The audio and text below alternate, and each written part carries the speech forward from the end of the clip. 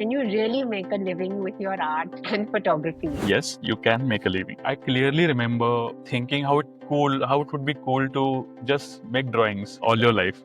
If you are interested in animation, that means you want to know everything about it. Someone told me once that don't compare yourself with others. You may be a flower of a different kind than the ones you are comparing with. Your season of blossoming will come. It will be different season than the others. So just work on yourself and wait for your season to grow. Actually, there's a quote by John Lennon. It goes like, life is what happens to you when you're busy making other plans.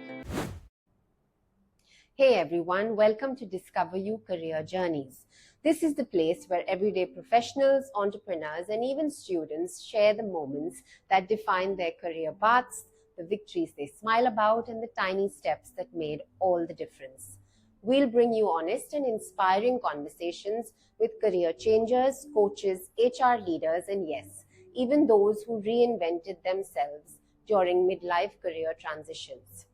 As a friendly community for anyone seeking career clarity, we bring you inspiring real life stories plus expert tips you can actually use.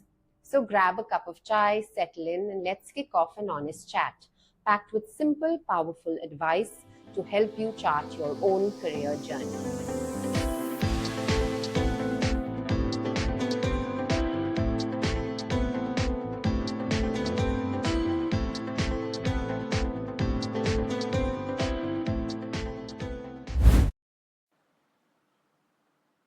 Hello and welcome to DiscoverU Career Journeys. Today we're happy to have with us Girish Chandwadkar, a seasoned professional in the field of visual communication design. With over 22 years of experience, Girish has led creative teams at renowned organizations like Tata Interactive Systems and Knowledge Works Global Limited. His journey from being the first in his family to pursue fine arts to mentoring future design leaders is truly inspiring. Now retired from his full-time role, Girish channels his creativity into painting and photography, capturing the beauty of wildlife and nature. Growing up in Badlapur and now residing in Thane, his story is a testament to following one's passion and how it shapes you personally and professionally. Let's dive into his journey and uncover the lessons he's gathered along the way. Hi, Girish, welcome. Hi, Nahida. Well, thank you for taking the time. So, before we dive in, Girish, can you tell us a bit about where you are today and what does a typical morning look like for you now? I'm at a peaceful place to say because my typical morning doesn't look like rushing for office, not at all. Uh, After getting up, it's like uh, after having a shower and my regular meditation, there are simple things, making tea for yourself, tending to plants. Uh, Quite a lot of time goes into that, which I enjoy. And then I get time for myself where I Okay. sit at a stage for 4 to 5 hours. Okay. Uh, Now I'm trying to hone my skills back to paintings. Yes. So I'm trying different mediums now, which I didn't get to try when I was in college. So Yes. I'm doing that. I'm also improving my hand at watercolors. So this is the typical day. Sometimes it's not that I do the painting every day. Uh, Sometimes I spend my afternoon reading, watching something interesting. Not the movies. Watch a lot of podcasts, and also on weekends we watch movies definitely. But yeah, this is generally the schedule is. It sounds lovely. Well, okay, so let's rewind a little bit. So, do you have any earliest memories, or earliest creative memories that you'd like to kind of share? Did you always see yourself doing something creative, Girish? Uh, I have memories like I would call them like not a specific memory, but like vague memories. Like I clearly remember thinking how it cool, how it would be cool to just make drawings all your life. Because when I was in school, of course, I enjoyed drawing. Um and I think it was seventh or eighth standard. When I enrolled myself for a elementary drawing grade exam. I mean, you must be aware that there are two exams, elementary drawing and intermediate. So when I was in eighth standard, I think I enrolled for it, and I liked making drawings, painting, and the thought itself was fascinating for me. That I would just do this, no study, nothing. But then next year, when I was in ninth, I enrolled for intermediate drawing grade exam, and took it seriously. I started attending classes for it separately outside school, and I think those classes gave me a good clarity. Then I thought, yeah, this is it. I would do this after I passed 10th, Mm. and there was no doubt in my mind then in ninth. Okay. Okay. And so I'm guessing this is when you had, family mentors, teachers, kind of. Are there anybody you feel that was one of the people or some of the people that were your guides early on? Like, was there anyone specific? Not specifically, but I would talk about how teachers helped in this. Like Hmm. when I was good at drawing, of course, when we had to draw diagrams or some of the drawings in biology journals, like cross section of flowers, the frog, and all that. So when I always enjoyed doing that, but when a science teacher tells you to draw something on a blackboard in front of the whole class, or a drawing teacher asks you to show your work to the entire class, that boosts your confidence like anything when you're in school. Hmm. And I think that happened to me, and I was really glad that my teachers took that effort to do that. And that in fact gave me a confidence, and also thought that yeah, I could do this. But other than that, teachers helped me or worked with me on syllabus, what is Yes. basically focused towards exam. But in terms of choosing this as a career path, I was almost on my own. Hmm. I had to go and find out in our mm, uh, close connections that who have studied this, who have made Hmm. career in this. Hmm. So you go and talk to them, but they also understand at that level they will only tell you that how to get into the college. They will not talk about what your career would be at that time. They would just Correct. tell you, okay, these are the colleges, these are the avenues, go buy prospects, fill in the forms, and that's what I did. But one thing Okay. I remember, that my mom and dad asking me, they fully supported me, but they asked me, do you want to fill up the form for the science or the commerce college? And I had clearly said no, I'm not doing that at all. So that help and support was there definitely from the family. Okay. I think that was good. That's important also, and Yeah, especially yeah. because you had your teachers Yes, supporting you. yes. Can you kind of walk us through on how you ended up in your first role? Was it planned or a bit of chance? Because I'd love to kind of understand that journey a little bit over Uh, there.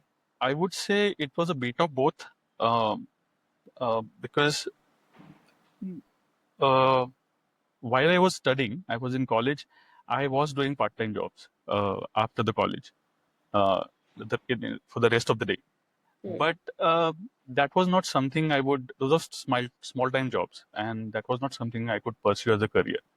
Hmm. So, but one thing I had decided for sure is that after I complete uh, my education, I will take up the first opportunity that I get. I will not think about how much salary am I getting, how many hours do I have to work, um, and how far I have to travel. That was not at all in the decision making. So, so when I got to know from our relatives that there is a small setup. It was almost like an in-house setup. They were looking for illustrator and a graphic designer, and they were creating at that time the CDs were there. So they were creating a CD-ROM uh, for um, for Christmas to sell in US. So it was consist. It was like it had nursery rhymes and the stories about Christmas, all that. So it was all animated, and that's why they wanted to hire artists. So I immediately said yes, and I worked for them. I think I worked for them for 6 months. Yeah, but my entire role was to draw on paper. There was no computers involved. I did not know anything about computers. Mm-hmm. The full sole focus was on drawing, making the drawings, and then it was processed further on computers. Mm-hmm. Okay. Okay. You spoke about education. Would you like to kind of tell us some sort of training or education that you pursued? I'm asking this in case someone wants to kind of follow your footsteps or follow the journey in this direction. What would like a roadmap look like? Obviously, the journey has been very different in your case, but just to kind of initiate their career towards this field, what would be like a basic training or an education? One was obviously the initial training, which your teacher supported you, which was the art Yeah, that exams that that is you school did. level. Yeah. Yes. And then what did you do So after that? after that, I will talk about uh, my formal education, Yes. which is the fine arts. So it's called GD Art, which is a 5 year diploma in fine arts. Mm-hmm. I'm saying 5 year because there is a 1 year foundation and then 4 years specialization.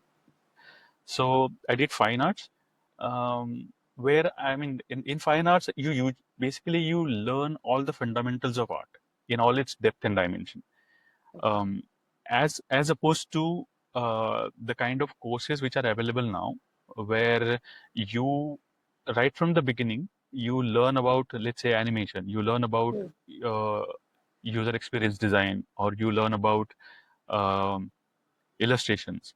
There are specializations in these streams, Mm-hmm. but fine arts is all about understanding the art uh, from the fundamentals to the and then basically you use those fundamentals in whichever domain you want to work in. In fact, that's what happened to me. I studied fine arts, so in a traditional manner, I should be actually making paintings and selling them if I stick to the formal education that I've got. But since the fine arts curriculum does not cover the creative technologies of current world, or digital art, um, and anything to do with computers, it does not cover that at all. Um, so I learned everything about computers and the digital art on the job after Okay. joining the company.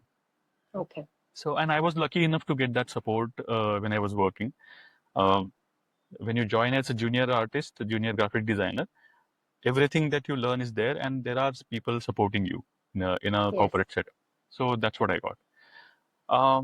If anyone's to follow a creative domain, I would suggest, first of all, they'll have to check what creative domain or technologies they are inclined towards. I mean, that assessment is very, very important at the Mm-hmm. start. Like, for example, um, there are people in my relation who have contacted me, and they're saying, okay, I'm interested in animation. So I asked them, you're interested in animation, means do you like watching animated movies? That is not in being interested in animation. If you are interested in animation, that means you are so intrigued by the medium itself that you want to know everything about it, and you like to draw. I mean, I know people who have not studied in applied arts or fine arts, but because they are so intrigued about the medium, they watch animation films on TV. They pause at a particular frame and they draw looking at the TV. So if that is what your interest is, yeah, then you can go for uh, uh, studying the animation. So that's the first check that you have to do. What is your inclination? And even if you have that inclination, do you have the ability and aptitude to do it? Yes. So you check that, and also see whether it is going to cater to a larger need. I'm talking this only from the perspective of making career in, uh, because if it is going to cater to needs of larger audience or user base, then it will tell you that how fruitful it is going to be long term, whether you're going to work in that field, whether it's going to remain for a long term. So that's the Yeah. first check I would ask people to do. And then once you identify that you want to do this, then you look for the courses that are available, whether it's for part time, full time, depending on your availability, of course. Because there are quite a few certification courses which are available now. Like people Right. who want to pursue design, interface design, or user experience design, there are a lot of courses available now. So you check what is available right now, and based on your availability, enroll for those. And once you complete the course, this is, I would say, don't think that this is it, because you will still have to learn and adapt to the workings of that profession. Because what you learn in a course is not good enough to work in a professional environment. There are lots of aspects working in a professional environment that you have to learn and adapt and upgrade yourself every step of the way, because Yeah. it's a fast changing world, and things are moving at a very rapid pace. The Yes. technology is changing, the softwares are changing. Yeah, I think it's So getting so dynamic over time, and yes, especially yes, with the AI coming in and adding value or not, or whatever in that yes. space. But yes, and I think the practicality does matter. Um, can you take us back to the moment things shifted? I mean, was there like a big win or a moment of doubt or something from your 9 to 5 that finally kind of pushed you to walk away and choose a different path? Um, once when you were working and Yeah. then decided to do what you're currently doing. Yeah. So I think it happened over a period of time. It wasn't a sudden moment or anything, but you know, early in my early days, like over a period of time, I had understood and accepted that if I'm working for a corporate company and if I'm expecting a paycheck at the end of every month, then I will have to work in the constraints or limitations of that setup. Yes. And I mean, because you're committed, once you work for someone, you're committed, and that's why you're getting that pay. So I was okay with the limitations such as like critical deadlines, then long hours, then unrealistic expectations from the customers. Because in that setup, you're still okay with these challenges because it's part of the creative process, and the customers are mostly reasonable.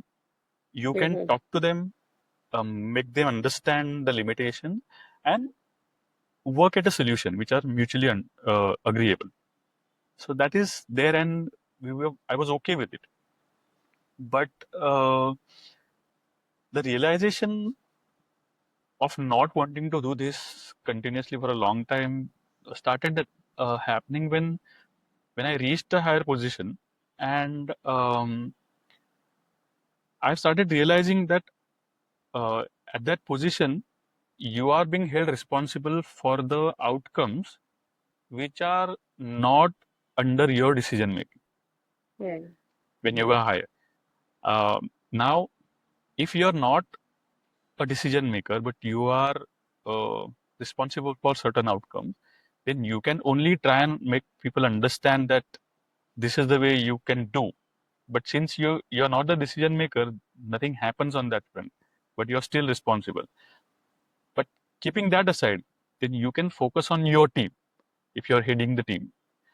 Now, as an artist, um, my satisfaction comes from the work that I do.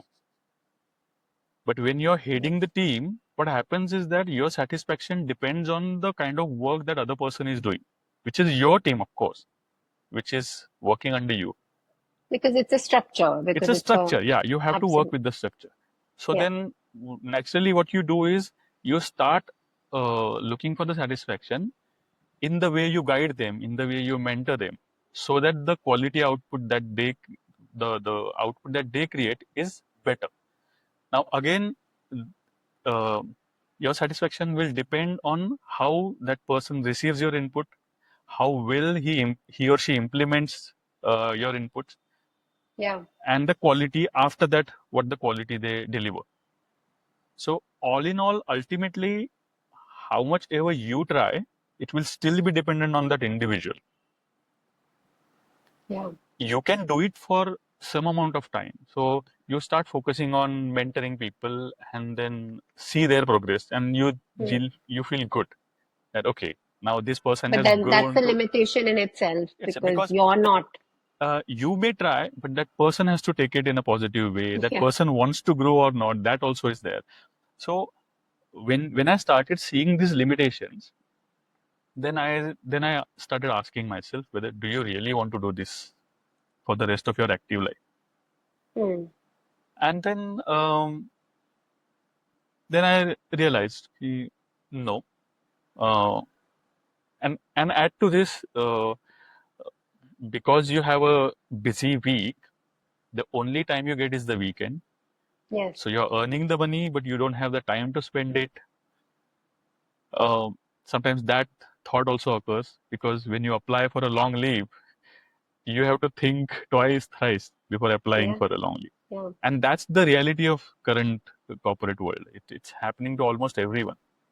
Yeah. Do you feel like those were kind of some of the toughest challenges that you kind of also faced for your independent creativity to kind of, to explore that? Like, is that? No, actually, I did not think these as challenges. I Hmm. again, the way I looked at it is that this is how it is. Because you talk to friends, you talk to so many people who are working in similar industry, and everybody says that it's the same thing everywhere. So I didn't think it was a challenge. Yeah, but on personal level, when I decided to change the course of my life, I mean, Yes. that was a big decision. And then on a personal level, yes, I had to mm, look at certain things very differently. Yes. Because first thing was to be fully convinced that I can change the direction now and I'll still be okay. Hmm. So for that, I had to. So when I say convince, I'm not saying on a thought level or emotional level.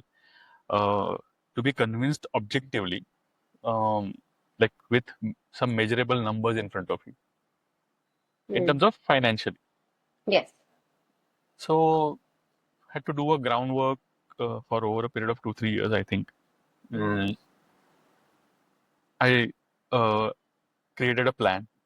Sorry, I created a plan, um, noting down my assets, my liabilities, then whatever passive income I had, what are my investments, and stuff like that. Basically, little bit of financial planning, where Yeah. you know that even if I do this, you have a clear picture, at least month to month basis, that I'll be okay for next 10 15 years. Hmm. So my sister helped me in that because she's a financial advisor. Okay. People can of course take a professional financial advisor's help, and Yes. because once you have those numbers in front of you, it gives you a good idea that yes, you will be able to do it. And again, your support from one of your family members is very important in this case. Yeah. um, my wife's support was important here. And for these kind of decisions, you have to have the support and do it together, and you have to build and continue that safety net. Yeah, these are hard adjustments, and this is the reality of it. Were there any personal habits or mind shifts that kind of helped you push past these roadblocks? Because I don't think these were really roadblocks, but these were adjustments in many ways. But any personal habits or mindset shifts? I wouldn't say hard adjustments, but of course you have to change the way you think and change the way you've been handling your life when you're working full time. So once the decision was made, I had absolute clarity that I will have the limitations on my monetary spending. Apart from that, um, I also very deliberately uh, made a shift in my thinking. Mm, because many people make this mistake, and in fact, I have also made this mistake, that you define your worth by the kind of job or position you have, or the kind of brand you're working with, or the Yeah, amount of salary you draw every month. And I think it's okay at the start of your career, yeah, but as you grow and mature, I think you should be able to understand that you are more than all these things. And in a way, uh, this entire exercise, or this endeavor, I would say, is about exploring uh, that other dimension and breaking the limits that we ourselves have put on us. So that according to me was also a big change, uh, uh, because you're so used to it, because everybody asks you where do you work, yeah. what you're doing. You start becoming that person, right? I Yeah, mean, because you start living in that absolutely. that It defines that tag. you Yeah. in that box. Yes, Yes. yes, absolutely. I think that's such an important thing to consider when anybody's even getting into a career, mid-career, or professionals.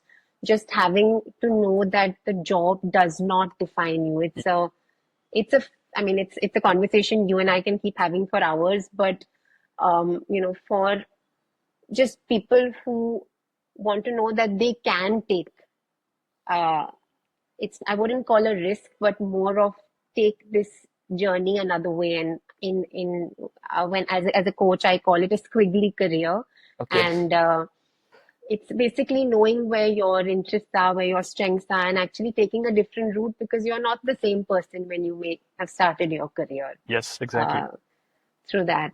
Um, so just a few practical takeaways here. And people often wonder, can you really make a living with your art and photography? And I work with a lot of students and freshers, and this is one of the most constant questions, even with mid career professionals. What's an honest answer from where you stand on this specific area of art and photography as making a living? And what would you kind of what kind of advice would you give if someone is at a creative crossroad um, right now? What should they try or Yeah. what should they do? So, what, in your opinion, would be, the next steps? I would say yes, you can make a living. Um, but I would try and draw the parallels here. For example, if someone is starting a career in a different domain, if it's not creative or anything, in a different domain, usually, I'm saying usually, most people understand that you are starting a career, you'll have to have a patience, and then slowly you will grow. Now, similarly, even if it's a mid career for you, ultimately a person needs to understand that you're shifting, you're changing the direction. So how people at the start of your career, that you give your 100%, and I think everybody should give 100% all the time, But at the start of the career, people are even more enthusiastic and they say, no, I will learn. I will put everything into it. Similarly, if you change, you have to have the same attitude. Yeah. That you're changing it, consider it as a start of your career, new. So you give 100%. It is going to take time. Even in corporate setup, it takes time to reach to a particular position, right? So Yes. similarly here, you're not going to see success in 3 to 4 years. You may have to wait for a little longer. And then just focus on uh, upgrading yourself, adapting to the new ways because it's changing all the time. And then you'll be able to make it. Yeah. Another thing is that, uh, see, it may seem easy because people are changing mid-career. What tends to happen is that if they start something on their own, what tends to happen is people start comparing with their experience working in a company, and then when they have to do something on their own, it may seem easier to progress in a corporate setup because things are all there are systems, there are processes, there are very defined way of performance evaluation. But if you're working on your own, nothing is there. You have to define your working style, you have to define your objectives, you have to define your goals and lay down the path yourself. Yeah. But the exciting part there is that you have the freedom, which you don't get in the corporate setup. So there are always uh, pros and cons, like in the sense that you will get something here, you will not get something here. But both of them have their own uh, charms, I would say. Nice. Someone who's starting today in the creative field, um, I think there is a stigma that you won't make it, in that. And as you rightly said, that you need a support system. You had your teachers, your family, and then your wife. But if what would be like a few things that you would want to tell someone who's just starting out, like uh, maybe someone who's a fresher out of college or just an undergrad in this field? Um, so someone who wants to start uh, in a creative field, I would say it's much more easier for them as opposed to someone who's changing it midway. Um, but here again, I would go back to the basics because people may have interest in so many different domains in the creative field. So the basics, I would say, you stick to first assess your ability and your skills, and with utmost honesty and integrity. That's very, very important. That assess where you are, because uh, freshly out of college or freshly out of school, you tend to get influenced by so many of your Yes. peers. Yeah, there's a lot of Because distraction. Yeah, yes, absolutely. and because someone is doing this, oh, that's so cool, and then you tend to feel, okay, I also want to do it. So Mm, that honest assessment is very, very important. Once you know uh, fully that yes, this is what you want to do, then your entire focus should be to learn everything there is to learn. Your The only focus is upgrading yourself continuously. Um, and then because there you will find limitations of, oh, so many hours I have to work, so long I have to travel. All those things are secondary.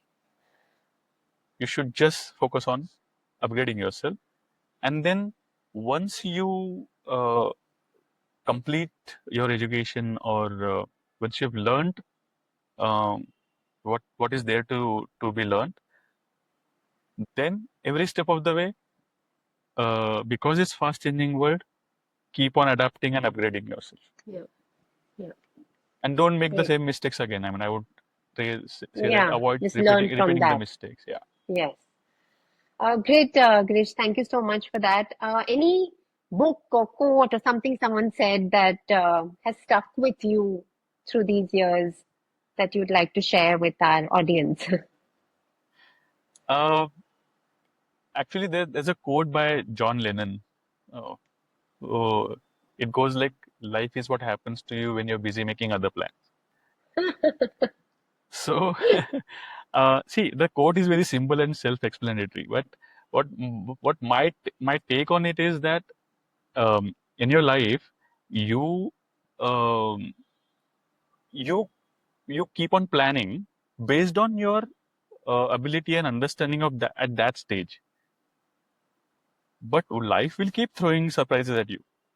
Yeah, So the only thing in your hand is to keep on adapting, and only then you can say that I made my life the way I wanted. I think that's So perfect. yeah, so that stuck with me uh, all these years. Great. Um, Lovely. Any closing comments or thoughts that you would like to share, Girish, with me and with our audience? Anything that you'd like to share with us before we end for today? So I would just say two things. Um, someone gave me an advice which whom I deeply respect. So he had told me once that don't compare yourself with others. He said that in a very beautiful way. He said that you may be a flower of a different kind than the ones you are comparing with. So your season of blossoming will come. It will be different season than the others. So just work on yourself and wait for your season to grow. It'll happen. That was very very important. I found in my life. And another thing is that when it comes to following your passion, there are no ready-made answers. You have to write your own. So you just focus on building capability and achieving excellence. Everything else will follow. At least that's what my experience tells me.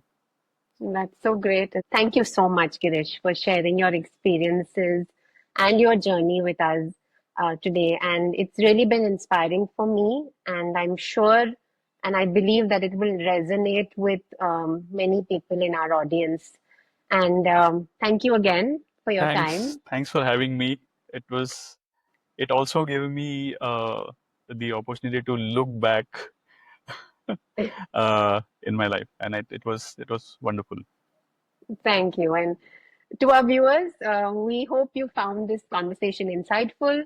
And please stay tuned for more episodes of Discover You Career Journeys, where we aim to bring you more inspiring stories. Thank you so much. At the close of every career journey, we gather key lessons from our conversation with our guest. Here's what Girish's story taught us.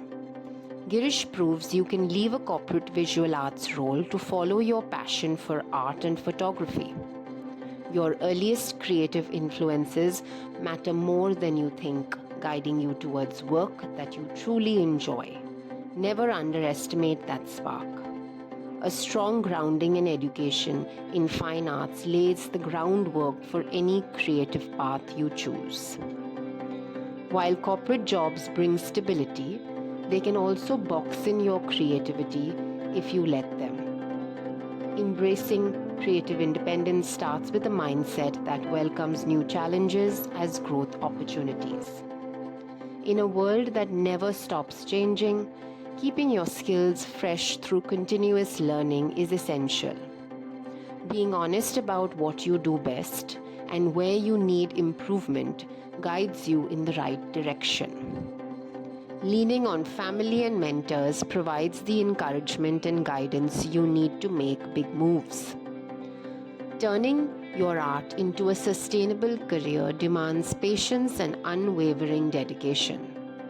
You need to keep sharpening your skills and expanding your capabilities. You never know where they'll take you.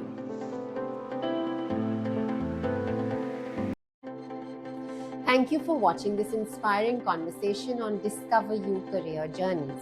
If you've enjoyed this chat, hit the like button and let me know in the comment section which part of today's story inspired you most. And if you have questions about your own career or want to hear from people in a specific industry, drop those suggestions below as well. Don't forget to hit subscribe and ring the bell so you never miss a new career journey. It may just be the inspiration you were looking for. Until next time, stay happy.